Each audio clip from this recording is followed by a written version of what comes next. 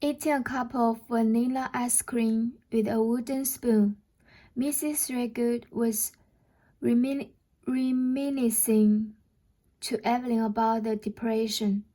A lot of people died. One way or the other, it hit hard, especially the colored. Who never died have much to begin with. Cipsy said that half the people over there in Trollville would have froze or starved to death if it hadn't been for railroad beer. This was a new name to Evelyn. Who was railroad beer? Mrs. Threadgood seemed surprised. Did I ever tell you about railroad beer? No, I don't believe you have. Well, he was a famous bandit. They said he was a colored man that would sneak on the trains and throw food and call off the government supply trains at night. And the colored people that lived along the tracks would come and get stuff at daybreak. They ran home with it as fast as they could. I don't believe they ever did catch him, never did find out who he was. Grady Kilgore, who was a railroad detective friend of E.J.'s, used to come in the cafe every day, and E.J. would laugh and say, I hear railroad beer is still on the loose. What's the matter with you boys? He used to get so mad. They must have put 20 extra men on the trains at one time or another, and then offered a lifetime pass on the L&N Railroad to whoever had information about him to come forth. But nobody did. It just arrested him to death over that one. But they were always good friends. He was in that Deer Peak Club. That what? Mrs. Threadgood laughed. The Deer Peak Club, this crazy club E.J. and Grady and Jack Bass started. What kind of club was it? Well, they claimed it was a breakfast and social club, but it was really just a bunch of E.J.'s ragtag friends that would all get together, share some of the railroad men and evil baits and Smoky Lonesome. About all they did was drink whiskey and make up lies. They look you right in the eye and tell you a lie when the truth would have served them better. That was their fun, making up tales, crazy tales.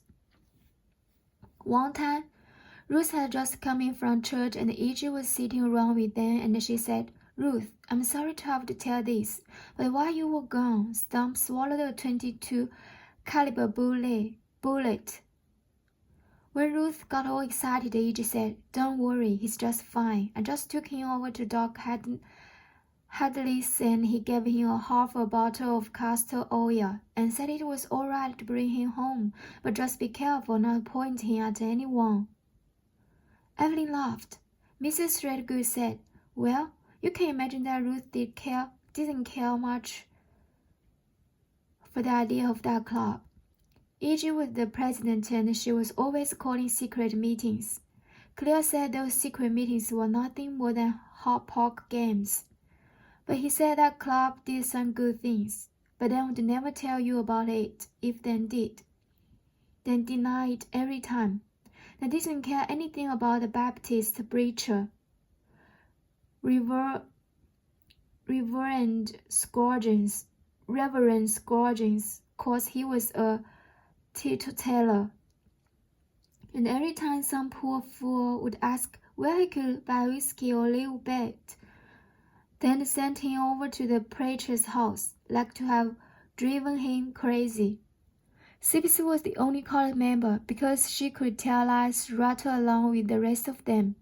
She told them about this woman she was helping who was having trouble giving birth, and how she gave her a tablespoon of snuff, and she said that woman sneezed so hard that she shot that baby clear across the end of the bed and into the other room.